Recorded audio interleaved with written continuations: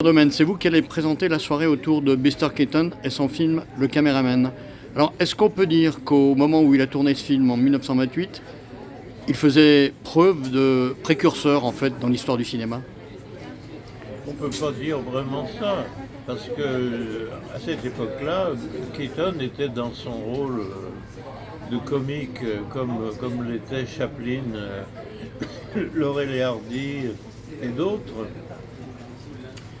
Mais il est quand même un précurseur de ce qu'on a appelé le cinéma dans le cinéma, c'est-à-dire que son personnage est celui d'un caméraman qui tourne dans la rue, qui tourne, disons, à partir de la réalité de ce qu'il rencontre. Et c'est d'ailleurs ce qu'on a appelé bien plus tard le cinéma réalité.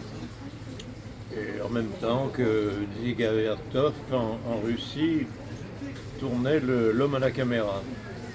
Qu'est-ce qu'il a légué au cinéma et aux cinéastes qui l'ont suivi?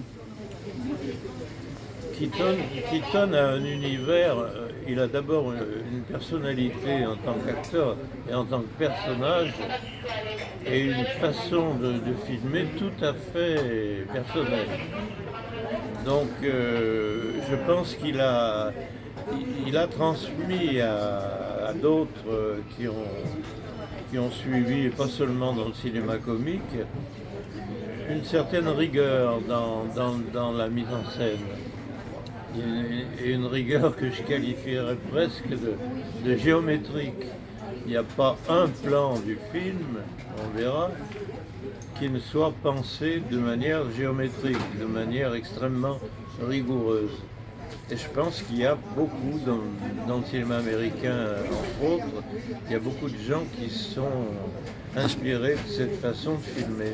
Alors justement, vous parlez de la manière de filmer, mais vous évoquiez tout à l'heure la dimension réaliste. Est-ce qu'on peut dire que c'est un petit peu un père du cinéma réaliste qui a suivi après, dans les années 40, 50, 60? Pas au sens du néo-réalisme italien, mais le cinéma réaliste, ça veut dire Jean Renoir est un cinéaste réaliste. Il filme ce qu'il trouve aussi dans la rue, ou il l'utilise plutôt dans son projet de film. Non.